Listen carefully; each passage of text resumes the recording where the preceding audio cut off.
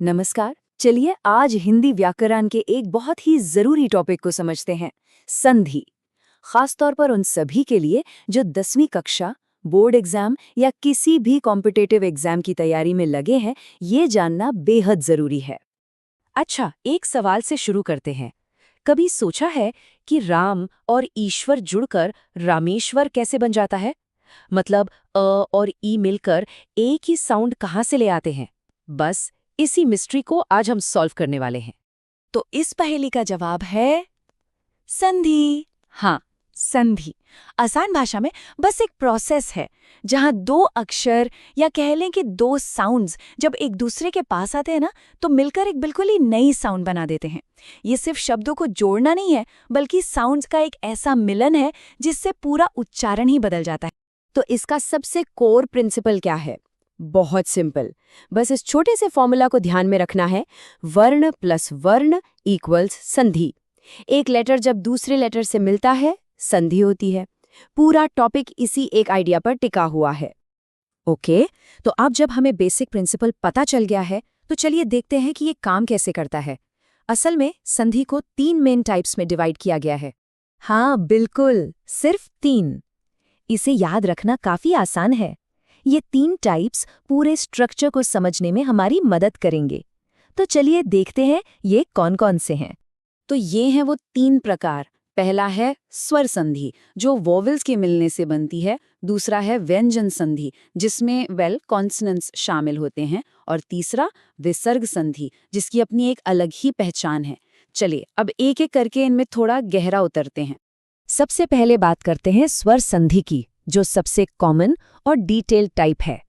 इसका नाम ही सब कुछ बता देता है ना? ये तब होती है जब एक वावल यानी स्वर दूसरे वावल से मिलता है। ये पूरा का पूरा वावल्स का ही खेल है। अब स्वर संधि के भी कुछ उप प्रकार हैं, जिनमें सबसे पहला है दीर्घ संधि। दीर्घ, इसका मतलब होता है लंबा या लॉन्ग, और सच कहूं तो इसके नाम में ही इसका पूरा राज छिपा है। इसका रूल बहुत ही सीधा सा है। जब दो एक जैसे स्वर यानी सिमिलर वावल्स आपस में मिलते हैं, तो वे मिलकर लंबे यानी दीर्घ हो जाते हैं। जैसे देव के आखिर में अ की साउंड है और आले की शुरुआत में आ। दोनों मिलकर बन गए आ और शब्द बना देवालय। सिंपल। इससे याद रखने की एक सुपर इजी ट्रिक है। जब भी दो एक जैसे वावल्स मिलते हुए दिखे, बस समझ जाना है कि रिजल्ट एक लंबा स्वर ही होगा। अ प्लस अ बनेगा आ, ई प्लस ई बनेगा ई। बस इतना ही है। चलिए अगले टाइप पर चलते हैं, गुण संधि। इसमें थोड़ा ट्विस्ट है। यहाँ अ या आ जब कुछ खास दूसरे वॉवल से मिलते हैं, तो एक बिल्कुल नई साउंड पैदा होती है। आइए देखते हैं कैसे। तो इसका नियम ये है, जब अ या आ के बाद ई ऊ या री आए, तो साउंड बदल जाएगी। एग्जाम्पल देखिए, राज के आखिर का अ और इंद्र का शुरुआती ई, इन दोनों ने मिलकर एक ही साउंड बनाई और शब्द क्या बना?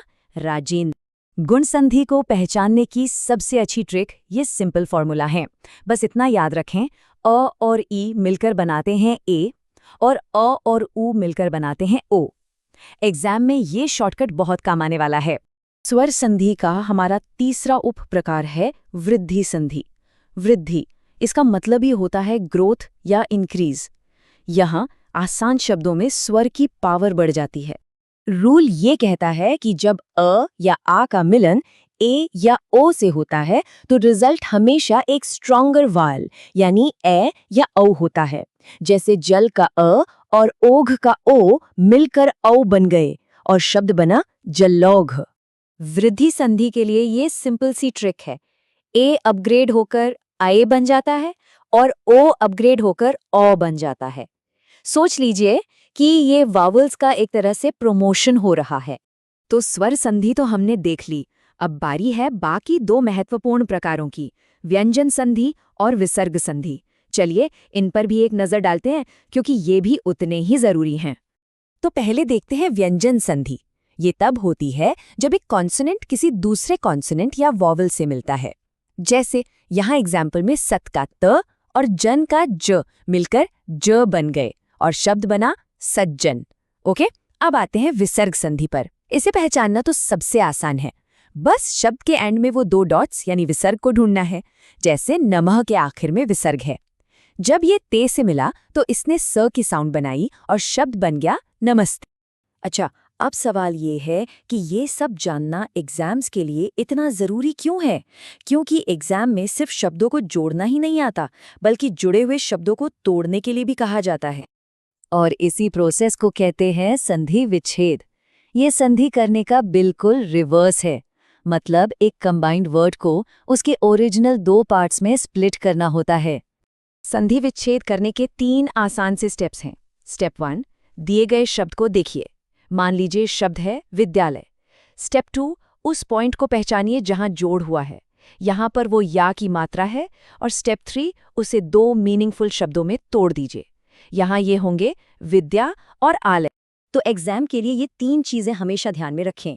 सबसे पहले ये आइडेंटिफाई करें कि जॉइन किस टाइप का है, वावल है, कॉन्सोनेंट है या विसर्ग है। फिर उस टाइप से जुड़ा हुआ रूल याद करें जो अभी हमने समझा, और आखिर में उस रूल को अप्लाई करके शब्दों को या तो जोड़ें या अलग करें। संधि को मास्टर करना सिर्फ रूल्स को रट्टा मारना नहीं है, बल्कि इसके पीछे का लॉजिक समझना है कि शब्द आखिर बनते कैसे हैं, कैसे वे एक दूसरे से जुड़कर नए नए मतलब पैदा करते हैं। और आखिर में एक सवाल छोड़ जाते हैं, शब्दों का ये मिलन और उससे पैदा होने वाली नई नई साउंड्स, क्या ये सिर्फ ग्रामर का एक सूखा सा नियम है, या फिर ये लैंग्वेज का, भाषा का अपना एक जादू है? सोचिएगा जरूर।